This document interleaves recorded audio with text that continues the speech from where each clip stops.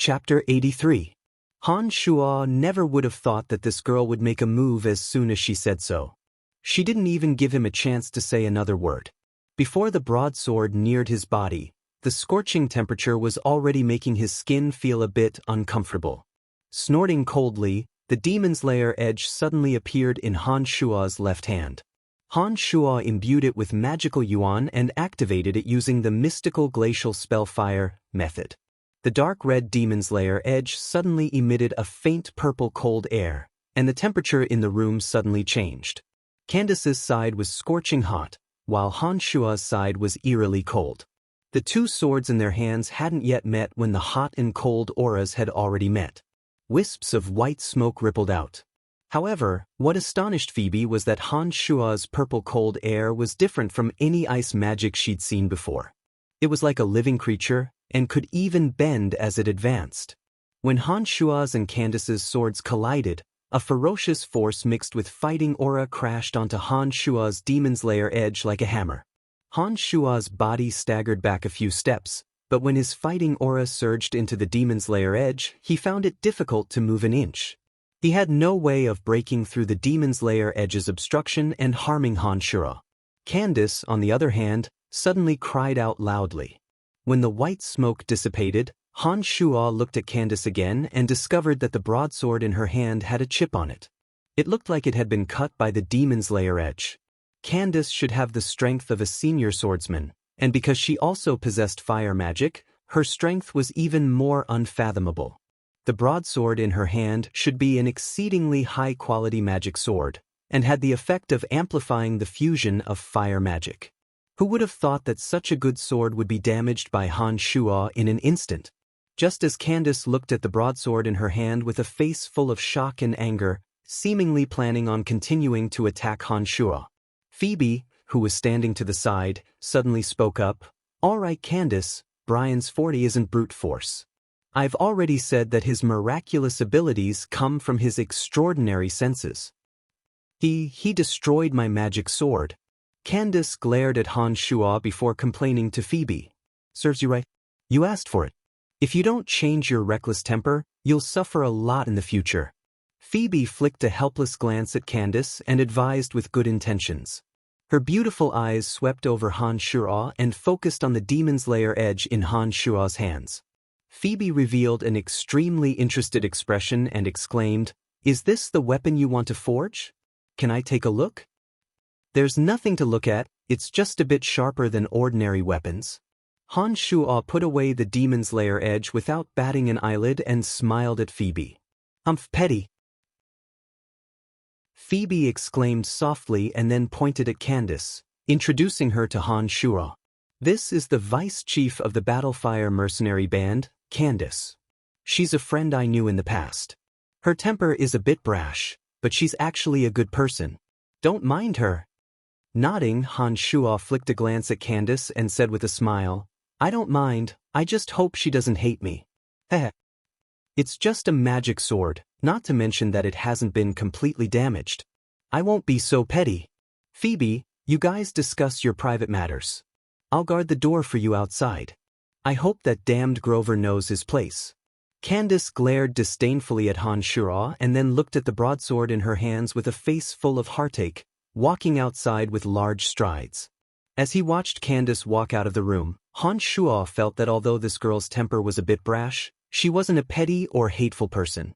Otherwise, she wouldn't have left so easily. "I've come this time to buy some rations from you, and also to ask you to help me find a secluded place to live. It doesn't have to be a large place, as long as it's guaranteed that no one will discover it." Han Shuo didn't mince his words as he looked at Phoebe and went straight to the point. "No problem, how much food do you need?" Phoebe was quite straightforward and didn't put it off at all. She first agreed and then asked about the amount of food. "About 100 people, enough to support a winter's worth of rations," Han Shuo responded. When these words were spoken, Phoebe looked at Han Shuo with an odd expression. When Han Shuo felt uneasy all over, Phoebe finally said in confusion, "What do you want to do?" "A winter's worth of rations for 100 people. Are you planning on leaving the Empire?" Shaking his head with a rueful smile, Han Shuo knew that she would be suspicious. He said, "Don't think too much, I'm helping a friend resolve some difficult problems. I won't be leaving the Empire in the short term if I don't eliminate Grover. There's no problem with the rations, but you'll have to give me a few days to prepare. Also, a secluded place to live. I'd advise you not to live alone outside for the time being because Grover and the people from Shadow Ghost have always viewed you as a thorn in their side. If I help you find a place to live, perhaps Grover will find some clues. If you don't mind, you can live here temporarily. That way we can look out for each other. When Grover's threat has been eliminated, this house can be left to you and we can return to the Buzzed Merchant Guild. What do you think?" Phoebe thought for a moment and looked directly at Han Shuo. Hearing Phoebe's words, Han Shuo thought carefully and felt that there was some truth to her words. However, Han Shuo was a bit hesitant to take this residence. After all, even if the threat of Grover was eliminated, Shadow Ghost was still an enormous assassin organization. They would always be a threat if they knew where he was hiding. "I know what you're worried about.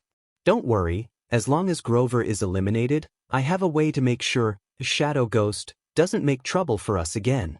I've officially taken charge of the Merchant Guild recently and am currently collecting evidence of Grover's crimes. Grandpa Andrew is also fully supporting me. Uncle Andrew has even found traces of old thing Grover's mistress and has sent people to seize it now. I think Grover is probably even more afraid than we are right now." Phoebe saw Han Shuo furrow his brow and couldn't help but speak comfortingly. Nodding, Han Shuo said, "All right then, I'll live here for now. I'll leave after Grover is eliminated." "That's great.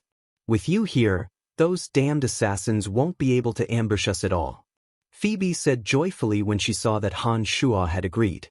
Phoebe then had Fabian arrange a room for Han Shuo. Han Shuo's room was quite spacious and had all the usual amenities. He was only separated from Phoebe's room by a wall. When night fell, Han Shuo sat cross-legged on the bed in the room and began to concentrate, continuing to train his magical yuan as usual. Han Shuo's current magical realm had reached the molded spirit stage. This stage was mainly a process of developing the potential of the brain. As long as he could make it through this stage, Han Shuo's entire being, whether it was memory, comprehension, or observation skills, would receive a large increase. His brain would be much more intelligent than the average person. However, it was precisely because this stage was a type of development of the brain's potential that it was especially dangerous. One careless mistake could cause one to sink into a stage where the mind would be completely muddled and act based on instinct. In serious cases, even if one recovered, they could still suffer from amnesia or split personality disorder. Han Shuo, who was sitting cross-legged on the edge of the bed, saw that his head was enveloped in a patch of dark light. It was as if a ball of black lightning had wrapped around Han Shuo's head, continuously releasing astonishing lightning from within. Han Shuo continued in this state for an unknown amount of time. He let out a light breath and also stopped practicing with a bit of trepidation. After knowing the horrors of the molded spirit stage, Han Shuo himself was also very careful. Every time he trained, he chose to do it in a very quiet environment, not daring to let anything disturb him. After stopping his magical yuan, Han Shuo saw that his mental state was still fine and couldn't help but carefully meditate again, wanting to continue meditating to increase his mental strength. Suddenly, his mind rumbled, and the speed at which his mental strength gathered in accordance with Han Shuo's will was many times faster than usual. Han Shuo could very clearly feel the presence of the undead that existed everywhere between heaven and earth.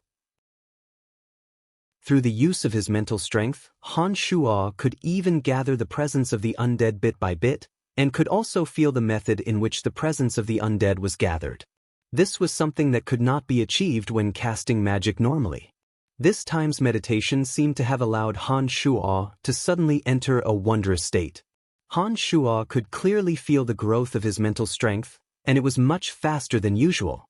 Although the benefits were not as great as when he used the Eye of Darkness to train, the mental strength obtained from this kind of meditation was very clear and natural, and there was no pain at all. When Han Shuo awoke from his meditation, he suddenly remembered that the first 2 levels of magical yuan training focused on the training of the body, meridians, and bones, But this level of molded spirit was completely for the training of the brain's potential. The meditation of mages completely relied on the brain to gather mental strength and would never train other parts of the body. From the looks of it, if the potential of Han Shua's brain was greatly increased, then the speed at which his brain gathered mental strength through meditation would naturally increase as well. This would definitely have immeasurable benefits for Han Shua's future training in magic. As expected, the training of the same evil method in two different worlds can indeed complement each other. It looks like even without the Eye of Darkness, in the future, the mental strength I obtain from meditation will still be much faster than that of ordinary mages. Han Shua was delighted as he murmured to himself, "Phoebe, have you fallen for this stinking brat?" Just at this moment, faint voices of conversation drifted over from next door. The soundproofing of this house was not bad, and if it were anyone else, they would definitely not be able to hear the conversation in the other room. But Han Shua was naturally no ordinary person. His ears were perversely sensitive, and he clearly heard the whispers of the two girls in the dead of the night. "Candace, what nonsense are you saying? Brian has helped me many times, we're just friends who have fought side by side." Phoebe's voice was extremely low as she defended herself. "No way, if you're just friends who have fought side by side, why do you always protect him and give him such high praise? I keep feeling that you treat him a bit differently. Has something happened between the two of you? With my intuition as an experienced mercenary, your feelings for him are definitely different from others." Candace's voice was filled with thick distrust as she spoke in a very professional manner. "There really hasn't been anything. We've been good friends for so many years, would I lie to you?" "Oh right, what do you think of Brian?" "What do you mean?" "Every aspect." Two words, odd. Whether it's his skills, the strange sword in his hand, or even his identity and origins, they all seem quite odd. I think he's certainly hiding a secret behind him, you'd best be on your guard against him. I'm not asking you these things, I already know these things and don't need you to remind me. I just want to ask how he is. Phoebe's voice was odd as she opened her mouth again. And you say you're just a normal friend to him? I don't think you care so much about friends. This person's looks aren't bad, but he's not handsome either. I haven't had any contact with other people, but according to what you've said, he doesn't seem to be much. Being greedy for money and power doesn't seem to have any merits. Han Shua heard every word of their conversation and was cursing Candace inwardly when the three original demons that had been released in the distance suddenly sensed the approach of the assassins. There were 10 assassins in this wave, and the leader was dressed in black. His body floated in midair and looked to be an archmage. Through the vision of the original demons, Han Shua saw that Grover had also appeared in the distance. Grover had a nervous and cautious expression on his face. Ellis and the other experts that had always followed him had all moved out this time. It looked like Grover was staking everything on one throw and was planning on making it difficult for Phoebe to escape with this wave. The three original demons slowly changed their direction according to Han Shua's thoughts, carefully avoiding the coverage of the Archmage's mental strength and carefully probing the strength and number of people coming. It was the wee hours of the night, and the guards of the heavily guarded northern part of the city would change shifts at this time. This would take a few minutes, and the northern part of the city would be the most relaxed at this time. It looked like the newcomers had already thoroughly investigated the situation here.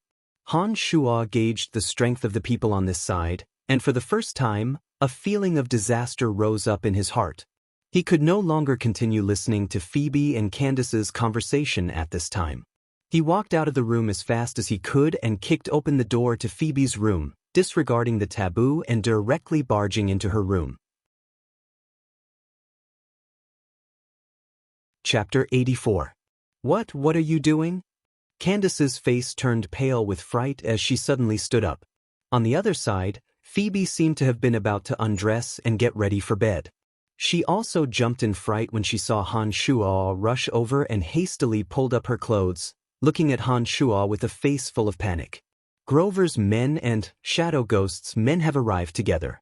Don't waste words and think of a way to deal with them. Han Shua's face was dark as he growled lowly at the two frantic women. Candace still had some doubts when these words left her mouth and was about to express her confusion when Phoebe's face turned grave as she yelled, "Candace, listen to him. Brian wouldn't make a mistake." Candace didn't believe Han Shuo, but she did believe Phoebe. When she heard Phoebe's words, she immediately drew the broadsword from her back and nodded at Phoebe. Like a ball of fire, she suddenly rushed out. Candace's low voice of warning immediately sounded from outside the room. Phoebe didn't waste words either as she casually grabbed a robe from the side of the bed and put it on. Her space ring suddenly flashed and a long sword flashing with cold light appeared in Phoebe's hand. Nodding at Phoebe, Han Shuo quickly made his way outside the room and saw Candace standing outside, giving instructions in a low voice. Relying on the vision of the original demons, Han Shuo closed his eyes and suddenly opened his mouth. 3 people are approaching 100 meters to the left. 2 warriors and a mage. The mage is the wind adept mage Ellis. There's an archmage leading 4 warriors and an archer in front of them. They're 130 meters away from here and are moving stealthily from the rooftops. They should be shadow ghost men. There's a few people hiding in an alley 50 meters to the right, and they seem to be setting up a trap. Han Shuo closed his eyes and continuously described the positions of the swiftly approaching people in detail, as if he was personally in the midst of the battle. Candace didn't quite believe it at first. She wouldn't believe it even if she were beaten to death that he could so clearly detect human movements from so far away. However, as soon as Phoebe walked out of the room, she immediately followed Han Shuo's description and asked Candace to arrange for people to defend. "Miss Phoebe, I hope you are prepared to retreat this time. Based on my estimation, I think that even with you as a swordsman, we might not be their match.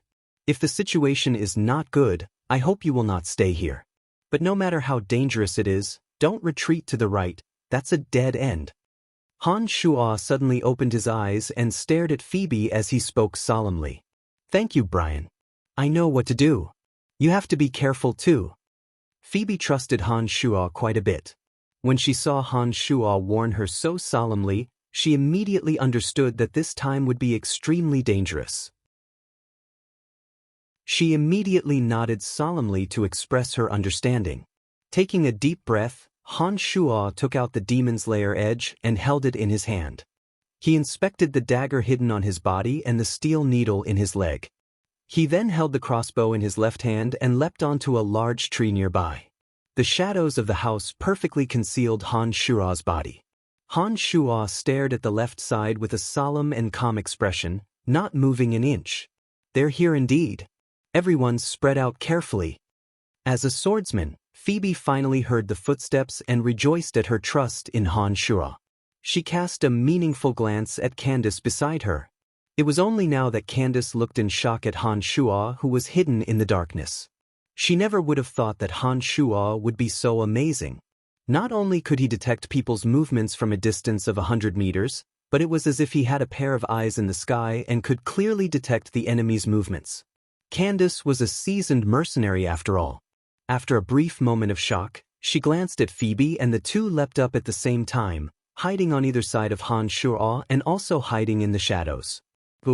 "Brian, can you slowly inform me of the enemy's movements so that I can tell the people below to be careful?" Candace was a meter away from Han Shuo and said softly. Maintaining this posture, even his expression didn't change. Han Shuo's voice was low as he faintly described the enemy's movements in detail. Candace held a magical tool in her hand and used it to give instructions to the mercenaries lying in ambush in other directions in the yard. The 3 people on Grover's side, led by Ellis, were the first to arrive. They stopped on a rooftop to the side. Han Shuo and the others didn't make a move until the archmage hovering in the air appeared in front of the front door with a few shadow ghost experts. Only then did they hold their breaths and prepare to act at a moment's notice. The archmage didn't see how he moved.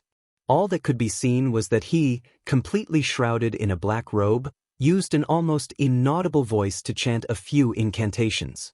Strong magical pulses suddenly emanated from the surroundings of Phoebe's residence, and then all the rooms began to shake violently as if a great earthquake had occurred. At the same time, the 4 warriors behind him quickly spread out. An archer retreated to the roof of a nearby building and surveyed the surroundings from above.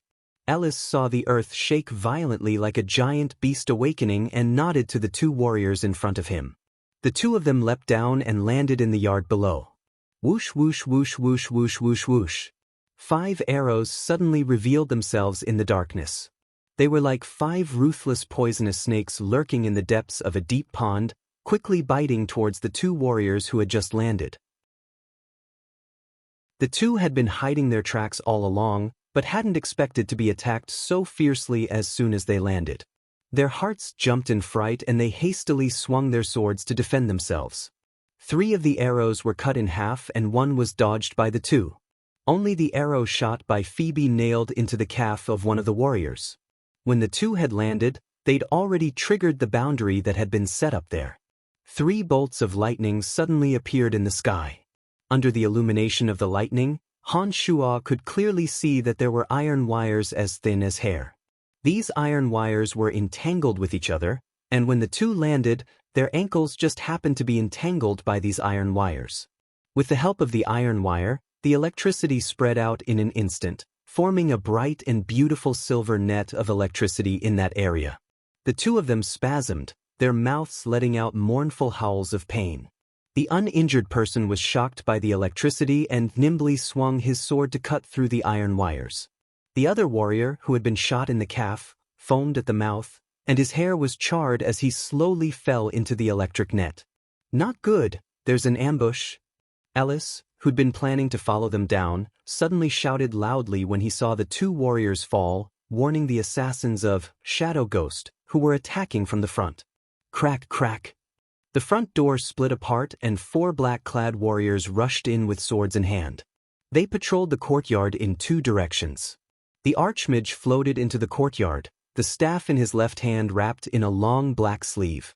As he waved it, the surrounding rooms collapsed one after another with a violent earthquake. 2 of the Battlefire mercenary band members who'd been hiding in the surrounding rooms were directly crushed to death by the collapsing houses. The other 3 had no choice but to rush out as well, all of them holding weapons in the courtyard. However, Han Shuo took a look and discovered that there was only a senior swordsman, a lightning journeyman mage, and an archer left. The Archmage waved the staff in his hand and an enormous magical pulse appeared once again. 3 earth dragons that looked like icicles suddenly broke out of the ground and stabbed towards the 3 Battlefire mercenary band members that had appeared. The senior swordsman and journeyman mage dodged in time and nimbly dodged to the side before disaster befell them. The archer had raised his bow and focused his attention on the Archmage, but didn't have the time to fire before the earth dragon suddenly rose from the soles of his feet and rammed into his chest. The enormous force caused him to die on the spot. Han Shuo, who was calmly controlling his breathing, could clearly feel Phoebe and Candace's breathing grow heavier at the same time. It looked like because of this person's death, the composure they'd been maintaining had completely vanished. Phoebe and Candace shot their crossbow bolts at the same time, flying towards the Earth Archmage who'd released the Earth Dragons. The 2's crossbow bolts had a powerful momentum, but the Archmage waved his left hand and a wall suddenly rose from the ground. The 2's crossbow bolts hit the wall and didn't cause any damage to the killer. In the shadow of the tree, Ellis didn't hide his voice again and suddenly spoke in his original voice. The whistling of wind blades sounded along with his voice. Phoebe and Candace immediately jumped out from Han Shuo's side when they heard the sound of the wind blades. Phoebe wielded a long sword that shone with dazzling light as she charged towards the Archmage with the fastest speed possible. Candace's broadsword rose into the sky with tongues of flame, making Candace look like a fire elf in the darkness as she quickly closed in on Ellis. Han Shuo held his crossbow and didn't move as he hid in the shadow of the tree. He didn't even make a move to block the oncoming wind blades. A few wind blades sliced through tree branches, and 2 of them landed on Han Shuo's waist. However, Han Shuo grit his teeth and held on. He didn't move at all, and even his breathing and heartbeat were maintained at an astonishingly steady level. Phoebe and Candace's flight from the tree had thoroughly ignited the flames of battle. Because the Earth Archmage had caused the entire house to collapse with a large earthquake, many of the traps set up by the Battlefire mercenary band had been rendered ineffective. Phoebe knew very well how frightening an Archmage was, So she set her sights on the Archmage and immediately attacked with all her might. When Phoebe moved, two of the senior swordsmen from Shadow Ghost immediately joined up with the Archmage. They faced Phoebe with a combination of 2 fighters and 1 mage. In the distance, an archer from Shadow Ghost, along with 2 other swordsmen and Ellis, started attacking the people from the Battlefire mercenary band. Candace, wielding her broadsword, created a tongue of flame with every swing. The broadsword blossomed with an eye-catching light in the dark night, forcing the wind mage Ellis to continuously retreat. Ellis, borrowing the power of the wind, was nimble. As he rapidly retreated, he sent tornadoes of wind blades towards Candace. When a journeyman swordsman from Shadow Ghost arrived in front of Ellis and joined forces with him to deal with Candace, the originally awe-inspiring Candace suddenly seemed a bit strained. At this moment, whether it was Phoebe's side, Ellis, or the people from Shadow Ghost, they were all exposed in the damaged yard.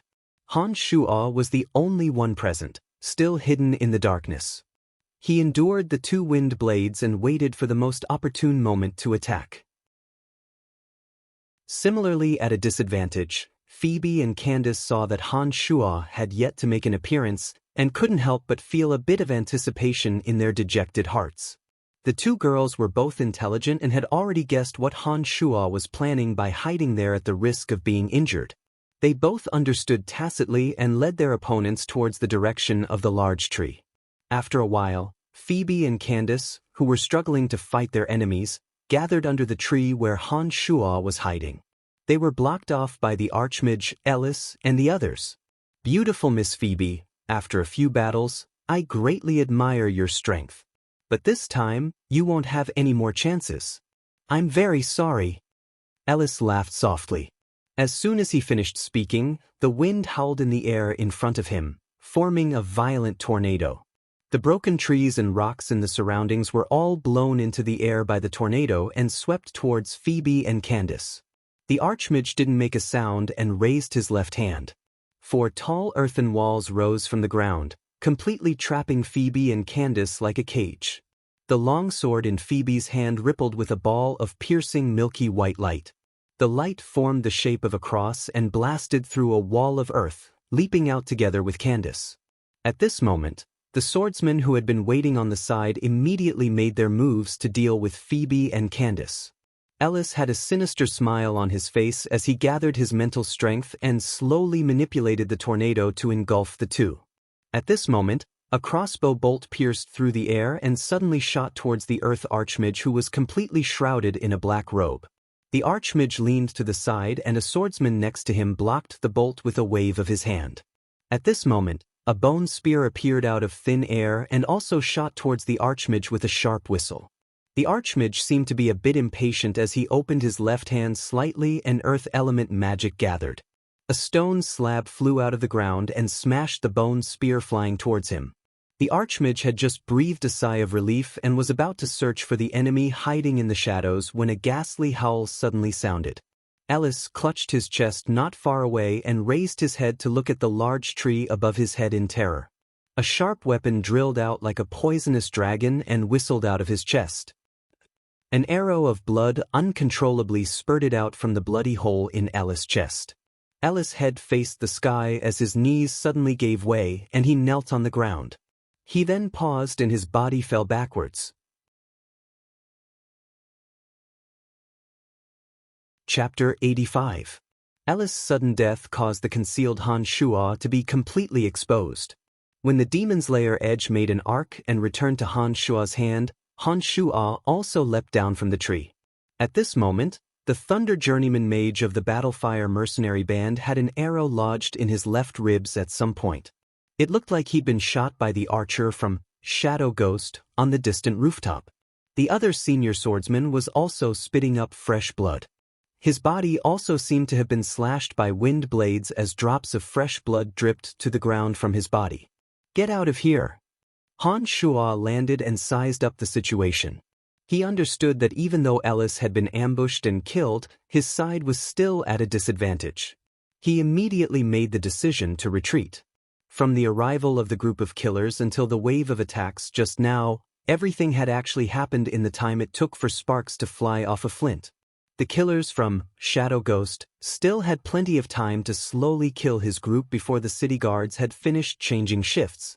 Especially when the original demons that Han Shuo had set up in the distance detected that the people who had set up the trap earlier were also rushing over. He naturally understood that his side would have even less of a chance of victory when they arrived. Phoebe and Candace's beautiful eyes had already sparkled when they heard Han Shuo's decision to retreat. They seemed to have started considering the route of retreat. Before the two girls could decide, Han Shuo's thoughts raced as he suddenly thought of a place. A mischievous smile appeared on his face and he suddenly opened his mouth. "Follow me." Han Shuo's body abruptly dashed towards the wall of a collapsed house. The demon's lair edge flew out of his hand like a venomous dragon drill, and a large hole suddenly opened up with a violent explosion. Han Shuo caught the demon's lair edge after coming over and had already dashed out of the hole. Phoebe and Candace were right next to Han Shuo and were the closest to the hole in the back. After Han Shuo's body moved, the two beauties didn't waste any time. They also flew over, and in the blink of an eye, they broke through the big hole and escaped. When the remaining two mercenaries from Warfire saw that Candace and Phoebe had left, they looked at each other and also began to flee in two different directions. "Don't worry about the others. Go after those two women." Only at this moment did the black-robed archmage suddenly speak. His voice was extremely sharp and unpleasant to the ears. Therefore, all the assassins gave up on the two wounded and quickly darted into the hole under the archmage's orders, chasing after Han Shuo's trio. Han Shuo, who had cultivated demonic arts, was extremely fast as he flew. The two beauties, Phoebe and Candace, who were also warriors, didn't lag behind either. They didn't care about anything else and only focused on chasing after Han Shuo. One of the original demons had long since snuck onto Han Shuo's path. With an extra pair of eyes, Han Shuo weaved through the alleys and courtyards, choosing remote places to escape to. With the existence of the original demon, Han Shuo could see everything clearly and wouldn't get lost at all. Slowly, Han Shuo's group of three actually used the terrain to shake off their pursuers. A fork in the road suddenly appeared in front of them. One path led in an even more winding direction, while the other path was much more spacious. There weren't many places to hide in the middle. Phoebe and Candace followed a few steps behind Han Shuo and were extremely shocked at Han Shuo's familiarity with the terrain. They watched with wide eyes as Han Shuo actually used his familiarity with the terrain to pull away from the assassins behind them. When the fork in the road appeared in front of them, the two naturally thought that Han Shuo would charge into the more winding path and take the opportunity to shake off their pursuers.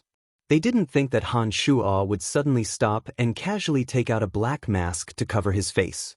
He even tossed two to Phoebe and Candace, hurriedly instructing, "Put it on." Candace was hesitating when Phoebe had already put on the mask without another word, completely covering her beautiful face. Seeing that the pursuers had already appeared at the corner of the street, Phoebe's little mouth behind the mask suddenly urged Candace, "Hurry up." Candace didn't hesitate any longer when Phoebe spoke up and hastily put on the mask. She then took out a set of black night clothes from her space ring and seemed to be planning on putting them on as well. "No need to wear black clothes. Let's go." Han Shuo suddenly spoke and looked at the pursuers behind him. His body, which had paused for a few seconds, moved once again and actually missed another quiet and winding path, running towards another wide and unobstructed road instead. Even Phoebe was startled, not understanding what Han Shuo meant by doing this. However, this wasn't the time to ask. Based on her trust in Han Shuo, Phoebe lightly pulled on Candace and decisively ran after Han Shuo. "Don't rush at full speed, we need to let the people behind us see our tracks." Han Shuo lowered his body a bit and was almost shoulder to shoulder with Phoebe and Candace as he spoke in a low voice to the two girls. "What the hell are you doing? If we hadn't stopped and had taken the path just now, I think we would have escaped already. Why did you go to the trouble of covering your face with a mask? They know that our clothes are useless and will only make us look like idiots." Candace complained. "Heh, I didn't cover my face with a mask to hide it from them, I just didn't want the other group to see our faces. When I came yesterday, I discovered another group of sneaky people in a house in front of us. These people are also very strong, and their secretive ways of doing things are definitely not good. If the people from Shadow Ghost meet them, I think something will definitely happen. Perhaps we can also take care of the danger of Shadow Ghost in one go. Han Shuo used a sinister voice to explain simply. You're so despicable. Candace was stunned and immediately spoke up. Brian, we can't bring danger to innocent people. Are you sure they're not good people? Phoebe was startled and asked Han Shuo. Don't worry, I'm sure they're not good people. I even saw them sneaking into our Babylon Academy to steal things yesterday. How could they be good people with that kind of way of doing things? Han Shuo assured Phoebe and then suddenly said in a low voice, Pay attention, it's the courtyard in front of us. I'll attack from long range in a moment and then we'll immediately flash to the back of that courtyard. We must not expose our tracks no matter what. Suddenly increasing their speed, Han Shuo, Phoebe, and Candace quickly rushed towards a courtyard in front of them. When they reached the front door, Han Shuo suddenly took out his crossbow and fired an arrow without aiming. He also took out a steel needle and threw it into the courtyard. After doing all this, Han Shuo pulled Phoebe and Candace to a hiding place that the original demons had long since chosen, a square, lidless stone box that was piled with trash behind the house. It stinks. Candace immediately covered her nose and exclaimed softly as soon as she entered. Phoebe also covered her nose, her eyes filled with disgust and discomfort. The place was very narrow and there were even a few trash bags piled up. Han Shuo crouched in the middle with Phoebe and Candace crouching on either side of Han Shuo. The three bodies were pressed together, and Candace and Phoebe could smell the stench. Han Shuo naturally couldn't avoid it either and could only use the mask on his face to block his nose. Han Shuo didn't say anything and used his hand to make a shushing gesture at the two, indicating that they should speak less and pay attention to the surroundings. There's an enemy! A low cry sounded from within the courtyard and then light footsteps sounded from within, seeming to be searching for traces of the newcomers. At this moment, Han Shuo, Phoebe, and Candace crouched there and saw the Archmage hovering in the air in the distance, hurrying over with a few assassins from Shadow Ghost. They've gone in, it's this courtyard. A swordsman immediately began reporting to the Archmage when he arrived. The black-robed Archmage nodded and waved the magic staff covered by his left sleeve. A strong magical ripple once again appeared. The earthquake spell that had appeared in Phoebe's house once again appeared in this courtyard. House after house collapsed with the release of the Archmage's earthquake spell. Chaotic curses suddenly sounded from inside. Duke, Eric, and a few other people in the courtyard didn't say a word as their fighting aura surged and their magic shot out, raining down on the black-robed Archmage. Duke was also hovering in the air. He was actually an Archmage as well. Hundreds of wind blades formed into a tornado as he completed his wind magic incantation, sweeping towards the black-robed Archmage and the others. The tornado formed from the wind blades was incredibly powerful and sent sand and rocks flying everywhere it passed. Several small trees in its path fell into it and were immediately broken into splinters. Damn it, why is there an Archmage here? Grover didn't tell us. A sharp cry of surprise came from the black-robed Archmage's mouth. He deployed a wall of earth in front of him and quickly retreated. The swordsman from Grover's group and the archer from Shadow Ghost were caught off guard and were both pulled in by the violent tornado. Following a series of shrill cries, the flesh and blood of the two splattered everywhere. Then, they were covered in a bloody mist, and not long after, they lost all signs of life. After them, Duke coldly snorted and led Eric and a few others out of the ruined courtyard. They chased after the Shadow Ghost that had already started to escape. Along the way, magic continued to collide, and the sound of explosions rang out continuously. Where did these people come from? They're so strong. Candace murmured with a face full of surprise after they'd left. This courtyard has become ruins again and there's no one inside. We don't need to stay here anymore. Phoebe hastily jumped out from within and distanced herself from the stone box that contained the trash. After Candace and Han Shuo walked out, Han Shuo said with a light smile, "The city guards should have finished changing in at this time. I wonder if these two groups of people will alarm the city guards." "You're sinister, all right. What should we do next?" Candace had unknowingly taken Han Shuo to be her pillar of support at this moment. Seeing that the danger had been averted and that Han Shuo had brought enormous trouble to Shadow Ghost and Grover's men, she couldn't help but continue asking Han Shuo questions. "Miss Phoebe, I think I might be able to find out where Grover's mistress is?" Han Shuo suddenly spoke up at this moment. Wild joy appeared on her face as Phoebe stared at Han Shuo with a face full of excitement and asked urgently, "Where is she? Come with me. It looks like we won't be able to rest tonight." Han Shuo shrugged his shoulders helplessly and identified the direction. He led the way through the wide road and walked towards a dark and narrow alley. Grover had appeared from the very beginning. After Ellis and Shadow Ghost's men had charged into Phoebe's house, Grover had stayed in a house in the distance and waited for news. One of the three original demons had remained at Grover's place to keep an eye on him. Grover only left on his own when Phoebe's house had collapsed. He didn't return to the Boost Merchant Guild, but instead boarded a carriage that had been arranged beforehand and said to the coachman, "Go to where Carol lives. Be careful." Han Shuo had heard Phoebe say last time that Grover's mistress was called Carol, so he'd informed Phoebe and Candace. If the three original demons were too far away from Han Shuo, it would be very difficult to control. When Grover had left, Duke had just made contact with the people from Shadow Ghost. As Grover's carriage sped along, Han Shuo found it more and more difficult to control the original demons. Phoebe and Candace immediately approached Grover with all their might as soon as they agreed. When the sky had just begun to brighten, Han Shuo brought Phoebe and Candace to the streets in the west of the city. Compared to the north and south of the city, this place appeared dirty and messy. There was trash everywhere on the road, and a few beggars wore thin clothing in such cold weather. They curled up in the surrounding trash piles, seeming to want to use the trash bags to obtain a trace of warmth. Who would have thought that with Grover's identity he would come to these slums? He hid his mistress here, no wonder we couldn't find her. Grover isn't an easy person to deal with, all right. Phoebe furrowed her brow as she looked around and said to Han Shuo in a low voice, "All right, this should be the place. Come with me, I don't think Grover can escape this time." Han Shuo had already seen Grover enter a dirty, dilapidated house through the original demons. He said a few words to Phoebe and Candace, then immediately circled around the trash in front of them and burrowed into an alley filled with flies. Although they were extremely disgusted with this place, Phoebe and Candace still braced themselves and burrowed in with Han Shuo.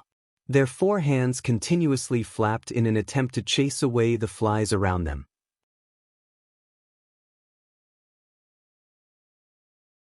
Chapter 86. Han Shuo, Phoebe, and Candace walked into the dirty and dilapidated house and discovered that the interior was very clean and tidy. Some of the decorations could even be considered extravagant. Who would have thought that the dirty and dilapidated house was only on the outside, and that the interior was very high class? After entering, Candace fiercely shut the door tightly and made an unconcealed ping sound. She raised her broadsword in her hand and blocked the way out. "Candace, you don't need to be so careful.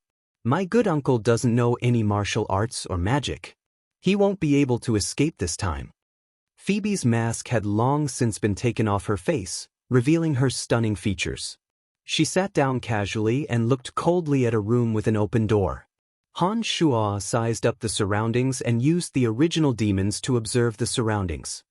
He only minded his own business after discovering that no suspicious characters had appeared and poured himself a cup of warm tea, greedily taking 2 sips. A dejected Grover walked out of the open room and looked at Phoebe with a ghastly smile. Good niece. Who would have thought that you'd been hiding your strength all this time? Has Carol already been captured by you?" Phoebe started and then looked at Grover in surprise. She shook her head and said, "No, I've only just discovered this place. Let Carol live and I'll give you everything you want, including my life." Grover knew that he couldn't escape death when things had come to this and actually let go of everything. "I'm sorry, Carol isn't in my hands. If I'm not wrong, I think Grandpa Andrew has sent people here. I think Grandpa Andrew sent someone here. Your mistress should have been taken away by Grandpa Andrew's people. I have no right to decide whether she lives or dies. Phoebe shook her head and stared coldly at Grover. She opened her mouth again. Did you kill my father? Yes, I poisoned him to death. Since you know everything, I have nothing to hide. What else do you want to know? Grover's face was numb as he nodded stiffly. Taking a deep breath, Han Shuo could clearly feel the suppressed anger from Phoebe's body. He saw Phoebe slowly stand up and look at Han Shuo and Candace, saying, I want to be alone with my good uncle. Brian, can you guys wait for me outside? Nodding, Han Shuo put down his teacup and left with Candace, stopping at the mouth of the alley in the distance. Hey, can I ask you a question? After walking out of the room, Candace stood in front of Han Shuo and kept sizing him up. She finally couldn't help but ask after a while. Han Shuo had been thinking about Duke's background with his head lowered when he heard Candace's question. Candace was a bit taller as a woman, and her skin wasn't fair, but rather a bronze color that came from being exposed to the sun for many years. Her figure appeared quite fit and tall, her twin peaks bulging as if they were about to burst out of her clothes. Her pair of strong, beautiful legs were full of explosive power, and she was as difficult to deal with as a hot mare waiting to be tamed. What question? Han Shuo didn't have a good impression of Candace, but he didn't dislike her either. Why are you so clear about the assassin's attacks, as if you've seen every single one of them? Candace's face was full of curiosity as she looked at Han Shuo with interest. There's a magic called Eye of the Sky. You've probably heard of it? The method I use is similar to this magic. Of course, there are some differences, but I can't tell you the specifics. Han Shuo flicked a glance at her and said faintly, even the two archmages weren't able to detect your method. It's quite miraculous indeed. Can you teach this method to us? If our mercenary band obtains this method, it will greatly increase the success rate of our missions. We're willing to pay a generous price for it. I've heard that you're also a merchant. You can name a price, no matter how high it is, it's negotiable. Other forms of compensation are fine as well, as long as our mercenary band can do it. Candace looked at Han Shuo with sparkling eyes and discussed things with Han Shuo with great sincerity. Shaking his head with certainty, Han Shuo vetoed her. I'm sorry, there are some things that I will never sell. I'm very sorry, Miss Candace. Then can you join our Battlefire mercenary band? As the vice chief of the mercenary band, I can directly recruit you into the band. With your strength, you're sure to achieve great things if you join our mercenary band. Candace seemed to have long since known that Han Shuo would refuse and wasn't discouraged at all. On the contrary, she invited Han Shuo to join them. I'm sorry, I don't have such plans at the moment. Han Shuo politely declined once again. All right, when you have such plans, remember to come to our Battlefire. I will very much welcome you to join. Candace promised solemnly. At this moment, Phoebe walked out of the house with a cold expression. Her face softened when she saw Candace and Han Shuo, asking, What are you talking about? Nothing much. Oh right, Phoebe, how's that Grover? Candace curled her lips awkwardly and asked Phoebe. He committed suicide. I've already gotten what I wanted to know from him. We can leave now. Phoebe's expression was odd as she looked at Candace. I think that there's nothing else for me to do after this. Can I leave now? Han Shuo looked at the two conversing and suddenly spoke up. Phoebe's beautiful eyes focused on Han Shuo's body and looked dazedly at Han Shuo a few times. She then said to Candace, Candace, 2 people from your Battlefire mercenary band have escaped. Go contact them and see if anyone else has survived in our abandoned yard. Candace looked ambiguously at Phoebe and Han Shuo and revealed a knowing smile. She nodded at Phoebe and left with large strides. Brian, can you take a walk with me? Phoebe's pretty face flushed red from Candace's meaningful gaze. She only gradually returned to normal after Candace's figure had disappeared without a trace and looked expectantly at Han Shuo. All right, where are you going now? Han Shuo thought for a moment and asked. I'm going to the southern district. I think the Boost Merchant Guild is no longer a threat to me. Han Shuo didn't say anything else and accompanied the beautiful Phoebe as they slowly walked down a dirty street. On the way, some people who were obviously living in dire straits looked at the brightly dressed Phoebe and Han Shuo with envious expressions. In this world, our merchant guilds don't actually have much status. Although merchants earn some gold coins, their status is essentially no different from these commoners. Phoebe's voice was faint as she sighed lightly to Han Shuo beside her. Miss Phoebe, don't you see that these people's gazes are filled with envy and jealousy when they look at you? To them, the life you're living now is exactly what they've been dreaming of. What are you still dissatisfied with? Haha, we almost died yesterday. This kind of life full of unknown dangers is something they can't even imagine. Perhaps they worry about their livelihood, but we worry about our lives. I really don't know who should be envious of who. Phoebe first sighed lightly in self-deprecation. Her walking figure then suddenly stopped and her gaze focused on Han Shuo's face. Brian, with your abilities, you're sure to climb very high as long as you're willing to work hard. I'd originally wanted to ask you to help me manage the guild, but I've thought things through now. I think that a small Boost Merchant Guild isn't enough for you to develop at all. You should have broader skies. Brian, have you thought about how you'll live in the future? Han Shuo started and thought of his own identity. Although he'd shed the outer garb of an errand slave, he was still just a student of the academy. If he lived with this identity, even if he quickly graduated from the academy, he still wouldn't have anything to show for it. Of course, this wasn't the life Han Shuo wanted, but Han Shuo didn't have any plans for the time being.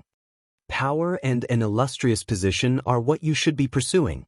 As rich as merchants are, they're just small characters that can be trampled upon by others. Only those with an illustrious reputation and extraordinary status have the right to control everything and decide the life and death of others. You should become this kind of person. Phoebe's beautiful eyes sparkled with a dazzling luster as she stared fixedly at Han Shuo. Her voice was filled with a bewitching power. Han Shuo's heart stirred for no apparent reason. He'd thought of these things before, but it hadn't been as clear as it was now. Since he'd been fortunate enough to be reborn, then he should enjoy everything without scruples. Why wouldn't he work hard if he had the strength to do so? Under Phoebe's bewitchment, Han Shuo's restless heart gradually became fiery and resolute. After a while, Han Shuo took a deep breath and nodded. He said lowly, I understand what you mean, but it seems that my opportunity hasn't arrived yet. A brilliant smile suddenly blossomed on her face. Phoebe seemed to have been waiting for Han Shuo to say this. Now that she heard Han Shuo say this, she immediately stared at Han Shuo and said, You're wrong, opportunities have always been there. The fastest way to obtain power and status is to obtain military merits in battle. The empire has never been at peace, and the battles between the borders and neighboring countries have never stopped. I think another great war will erupt in the near future, and I think you should participate in it. As a good friend, I'm willing to help you and do everything in my power to help you. I appreciate your good intentions, but I want to obtain everything I deserve through my own hands. Han Shuo looked at Phoebe and said firmly. He paused and then said, Miss Phoebe, I hope you can help me prepare the food I need. I'll go to the Boost Merchant Guild in a few days to pick it up. I think we'll have many opportunities to work together in the future. All right then, I've said all that needs to be said. I don't need you to keep me company. I believe that with your abilities, you'll quickly make a name for yourself in the Empire. Don't forget your friend when that time comes. Phoebe winked at Han Shuo and said wittily, Haha, your words today have inspired me greatly. I'll remember them. Goodbye, Miss Phoebe, don't forget my food. Han Shuo said with a smile and suddenly changed directions, heading north of the city. Phoebe finally pouted a bit angrily after Han Shuo had gone far away. She huffed and said in a low voice that only she could hear, Damn you, you only care about your food.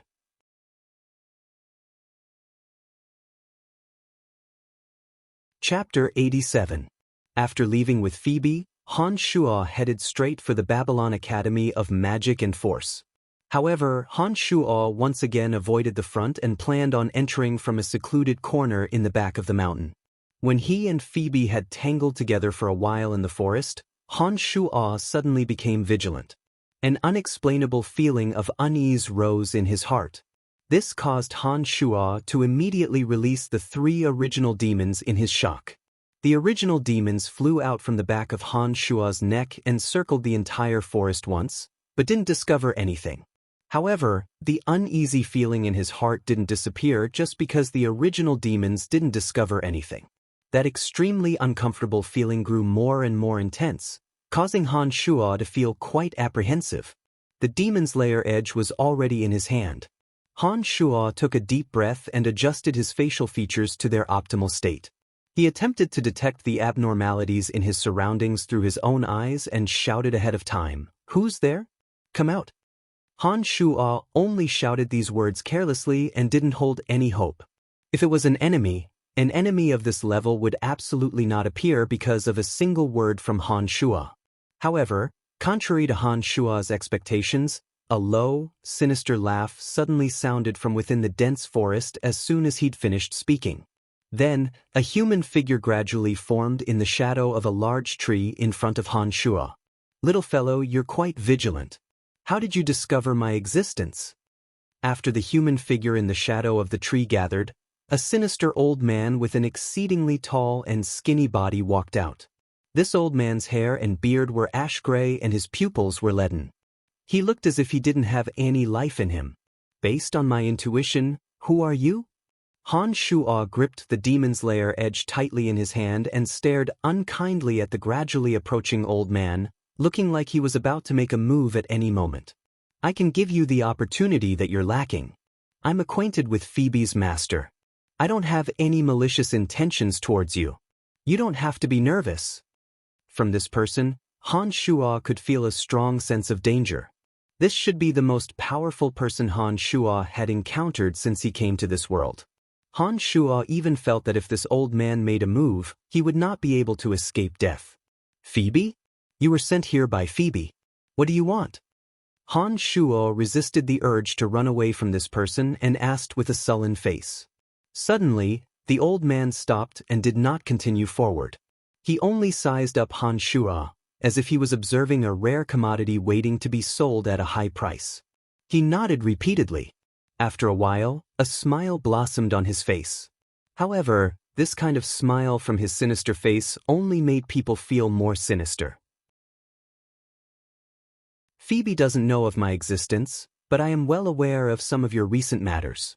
I heard your conversation with Phoebe just now. I have a path for you to choose. However, once you choose this path, you may obtain everything you desire, but you may also die very quickly." The old man looked at Han Shuo and said softly, "Just who are you?" Han Shuo was a bit perplexed. He didn't know what the old man was after and immediately asked again. "Brian, both of my parents died when I was young. I was sold by my uncle to the necromancy major of the Babylon Academy of Magic and Force as an errand boy. After 6 years of life as an errand boy, you displayed extraordinary abilities during the trials in the Dark Forest. Apart from practicing necromancy magic, you also seem to have another miraculous training method." As the old man spoke of Han Shuo's background, Han Shuo's heart slowly sank. Apart from the secrets of the Little Skull and Han Shuo's trip to the Cemetery of Death, most of the things that Han Shuo had experienced during this period of time were spoken of. This made Han Shuo feel as if a pair of eyes were staring at him from the shadows. A kind of fear involuntarily arose in his heart. "Just who are you?" Han Shuo opened his mouth to ask about his background for the 3rd time. "I'm called Candide and I belong to the Empire's Dark Mantle organization. I take direct orders from His Majesty. Haha, there's a secret organization like this behind every country. I think you should be clear on the need for this kind of organization to exist. People from Shadow Ghost have appeared in the Boost Merchant Guild many times. Do you really think that we don't know about such a big commotion between you guys recently?" Old man Candide looked at Han Shuo with a smile that wasn't quite a smile as he spoke slowly. Han Shuo was startled when he heard these words. He sighed inwardly and finally understood that he was still a bit too inexperienced. Han Shuo had never heard of the Dark Mantle organization, but he immediately understood after hearing Candide's words. This kind of organization was definitely similar to the Eastern Faction Guards and Western Faction Guards of China's ancient Ming dynasty. It should be a state apparatus that directly answered to His Majesty the Emperor. All right, what do you want from me? I want to recruit you into our Dark Mantle. I've investigated your background and it looks like there aren't any problems. I've been paying attention to you recently. I think that your style of doing things, in addition to some special abilities, is enough for you to be qualified to work in our Dark Mantle. As long as you join our Dark Mantle and make outstanding contributions to the Empire, you can obtain everything you want. Candide stared at Han Shuo and extended an invitation. Han Shuo's brow furrowed tightly as he began to carefully consider. Candide's invitation didn't seem as simple as it seemed on the surface, but with Han Shuo's status and strength, if an enormous organization like the Dark Mantle wanted to deal with him, only death would await Han Shuo. Right now, a path was laid out in front of him. Although the road ahead was dangerous and filled with many uncertain factors, it was indeed a fortuitous opportunity. For the ambitious Han Shuo, this was indeed a strong temptation. After carefully weighing the pros and cons, Han Shuo felt that he didn't have much of a choice. After a while, Han Shuo nodded his head resolutely and said lowly, I agree. Very good. Although you'll face even more dangers in the future, as long as you climb high enough, you'll have the opportunity to see some beautiful sceneries that others will find difficult to see in their entire lives. Candide laughed lightly and took out a black iron medallion from his sleeve, handing it to Han Shuo. This is the medallion that represents our identity as a member of the Dark Mantle. Take care of it. From today on, you're directly under my command. Your first mission is to pay attention to Duke's movements. Oh, the wind archmage that flew out of the house after you guys brought Shadow Ghost to last night. The black iron medallion was extremely heavy in his hand.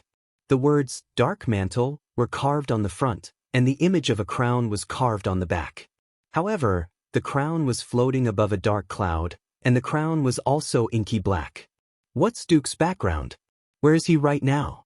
How should I pay attention to his movements? Han Shuo's heart jumped.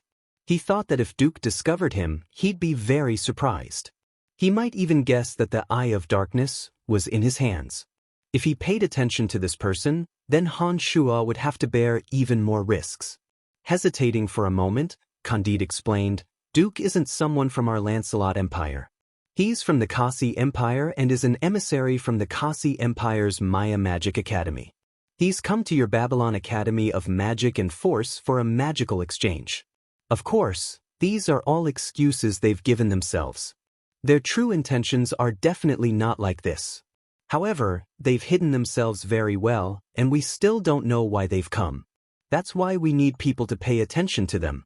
During this time, he'll frequently come to your Babylon Academy of Magic and Force. As a student there, it'll be convenient for you to keep an eye on him. All right, since you've joined our Dark Mantle, Shadow Ghost won't have any more assassins looking for trouble with you. I'll negotiate with them and have them know their place. Nodding, Han Shuo said, So that's how it is. All right, I'll pay attention to Duke's movements. Then, if I discover anything out of the ordinary, how should I find you? These are our 3 strongholds in the Empire. Destroy them immediately after you've seen them. You can use your identity token to communicate with the people inside. However, your current rank is too low and there are many things you don't have the authority to ask about.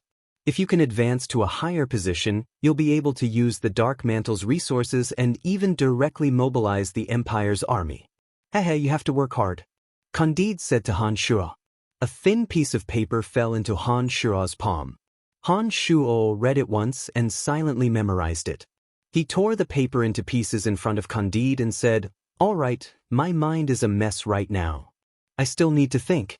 If I discover anything out of the ordinary about Duke, I'll report it to you. All right, I'll be leaving as well. We of the Dark Mantle actually have a lot of freedom. We won't interfere with your personal matters and will only find you when there's a mission. Under normal circumstances, it won't affect your life. After saying this, Candide was wrapped up in a cloud of black mist. His body became fainter and fainter as a faint magical fluctuation came from within. A light breeze blew past and he disappeared without a trace in front of Han Shuo, as if he'd never appeared. Not long ago, Han Shuo had clearly understood what he needed under Phoebe's bewitchment. He hadn't thought that he'd be offered an olive branch as soon as he'd left Phoebe. After some persuasion from Candide, he joined the Dark Mantle organization. This made Han Shuo vaguely feel that something wasn't quite right. He couldn't help but suspect if Phoebe knew of Candide's existence. Otherwise, why would it be such a coincidence? However, if Phoebe and Candide knew each other, then with Candide's enormous power, Phoebe wouldn't even be worth mentioning. Phoebe shouldn't have encountered so many troubles in succession. This made Han Shuo a bit puzzled. In this forest, Han Shuo carefully organized his thoughts and went over everything that had happened during this period of time in his mind. Only then did he walk towards the academy with a resolute expression.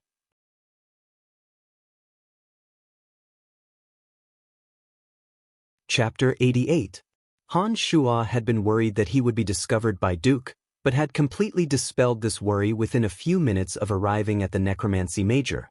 The reason was that when Han Shuo had come to the Necromancy Major, he had seen Carrie and Borg cleaning the stone statues on the way. Han Shuo had naturally greeted the two, but Carrie and Borg hadn't been able to recognize Han Shuo. Instead, they were at a loss of what to do in fear and trepidation. When Han Shuo had revealed his identity, Borg and Carrie had taken a close look at him before finally recognizing Han Shuo. They then spoke to Han Shuo in an even more fearful manner. By now, Han Shuo was no longer an errant slave of the Necromancy Major, but had instead become a student. His status was naturally a level higher than the other two. Add to that the fact that the Necromancy Major students had purposefully exaggerated Han Shuo's abilities after returning from the Dark Forest. This caused Carrie and Borg, who had previously held grudges against Han Shuo, to be even more afraid of Han Shuo. They were deathly afraid that Han Shuo would find trouble with them again. However, Han Shuo didn't pay attention to the two of them. Instead, he joyfully took out a bronze mirror and looked at himself. Only then did he suddenly discover that his appearance had indeed undergone an earth-shattering transformation compared to a few months ago. His originally small and frail figure had become much taller and more muscular. His delicate face had become much more resolute due to the series of dangerous experiences, and his facial features had also become more angular. He had transformed from the appearance of a half-grown child into a handsome young man. Since even Borg and Carrie, whom he was familiar with, couldn't easily recognize him, Han Shuo was no longer worried about Duke and Eric. Especially after Candide promised to help him take care of the shadow ghost, Han Shuo suddenly relaxed. He didn't continue hiding and openly returned to the Necromancy Major of the Babylon Academy of Magic and Force. "Hey, it's Brian. You haven't returned to the academy for a long time. I thought something had happened to you." Amy from the Necromancy Major was on her way to the school building when she suddenly cried out in surprise when she saw Han Shuo. "Hello, Amy." Han Shuo greeted her with a smile and walked with her to the Dark Major's school building. When Han Shuo arrived at the door of the necromancy classroom, he couldn't help but stare blankly for a while. 2 months ago, he could only stand outside the window with a broom and listen to Jean's lecture while he was cleaning. Who would have thought that not long after, he would become a Necromancy Major student and have the right to enter this classroom to sit and listen to the lectures with the other students? "Don't just stand there, the second class is about to start, hurry up and go in." Seeing Han Shuo standing outside the window in a daze, Amy, who was already at the door, suddenly urged him. Han Shuo immediately came to his senses and smiled kindly at Amy. He nodded and walked into the classroom. As soon as Han Shuo walked in, the gazes of the students inside all gathered on Han Shuo with a whoosh. Lisa, in particular, had been lazily squinting her eyes in the back row. Her eyes suddenly lit up as she stood up and waved at Han Shuo. "Over here, over here." Buck and Bella, as well as a few other students, all looked at Han Shuo with strange gazes and said something in low voices. "Brian's back. Hehe, Amy, do you believe that rumor?" Athena suddenly asked Amy in a low voice after she'd invited Amy to sit down. "I don't really believe it. Master Fanny and Brian, It doesn't look like anything could have happened between them no matter how I look at it. Camilla, that old witch, loves to stir up trouble. Do you dare believe her words? Amy pouted and shook her head. It wasn't just Amy and Athena. Han Shuo heard all the students discussing him and Fanny as he walked towards Lisa. They spoke with great detail about how Han Shuo had been discovered by Camilla on Fanny's bed that day. It was as if they'd experienced it themselves, and Han Shuo and Fanny had become a couple who'd been caught cheating. Han Shuo was dumbfounded. He hadn't thought that Camilla would be so talkative, and now all the necromancy major students knew about it. This also meant that the teachers, including Fanny herself, had likely received the news even earlier. When Han Shuo sat down next to Lisa with a wry smile, Lisa's originally excited expression turned into a censorious one. She first looked up and down Han Shuo's body in surprise, seeming to sigh at Han Shuo's changes. She then said in a cold voice, "Humph. Do you think what they're saying is true? Did something really happen between you and Master Fanny?" "Lisa, they don't believe me, but don't tell me that even you don't believe me. Even if I'm that kind of person, Master Fanny wouldn't be that kind of person. It's too laughable that someone would actually believe such an absurd thing." Han Shuo had a wry expression on his face as he explained softly to Lisa. Lisa exhaled lightly after Han Shuo's words, and her expression eased. However, she still said with some suspicion, "There's no smoke without fire. You ran into Master Fanny's room in the middle of the night. This should be the truth, right? Although that old witch Camilla has a foul mouth, she wouldn't go so far as to slander you without any basis?" Shrugging his shoulders, Han Shuo said, "I only went to ask Master Fanny a few questions. That old witch is using this as a pretext to make a fuss. It's not like I can shut her mouth. She can say whatever she wants, I don't lose anything anyways. But this will have a great impact on Master Fanny's reputation. Everyone will surely think that Master Fanny's private life is indiscreet, especially since you're her student. Perhaps the school will even tell her to be mindful of the consequences." Lisa frowned and reminded Han Shuo. Han Shuo suddenly came to his senses after Lisa's words. He suddenly felt that he really was very selfish. He'd always been thinking of himself and hadn't considered Fanny's behalf at all. Just as Han Shuo was inwardly blaming himself, Jean had already walked into the classroom with a thick magic book in his arms. Jean swept his gaze around the room when he walked in and saw Han Shuo sitting in the back row. His face suddenly grew cold. The lesson had just begun when Jean suddenly paused and looked at Han Shuo with an evil smile. He said, "Brian, you've never taken a class since becoming a necromancy major student. Is the knowledge I'm going to talk about a bit too profound for you? Do you understand?" After experiencing the trials of the dark forest with Jean, Han Shuo understood that Jean wasn't a bad person. He was only purposefully making things difficult for Han Shuo because of Fanny. However, Jean was still a cultured person and didn't go too far in making things difficult for Han Shuo. Therefore, Han Shuo actually didn't have any irreconcilable hatred towards Jean. This time, the vinegar jar Jean must have been jealous again because of some unbearable rumors about him and Fanny. That's why he wanted to use this as a pretext to make a fool of himself here. "Master Jean, I've mostly grasped the exact meaning of the knowledge you're talking about through reading the magic book. Therefore, I think I can understand the contents of your lesson. Please don't worry about me." Han Shuo leaned back and smiled at Jean. "Oh, if it was possible to learn magic on your own through magic books, then why would our Babylon Academy of Magic and Force still exist? Heh. Since this is the case, let me ask you, how many types of magic can be divided according to how it's released? It can be divided into incantations, primers, hand gestures, and magical matrices. Incantations communicate with the magical elements through incantations to achieve the goal of releasing magic. Primers include magic scrolls. Han Shuo maintained his lazy posture and smoothly rattled off a series of definitions, including some of his own insights. Jean was obviously a bit surprised after he'd finished speaking. He first paused slightly, then nodded and said, "Not bad, it looks like you already know the basic knowledge in these books. Then I'll ask you about some other things."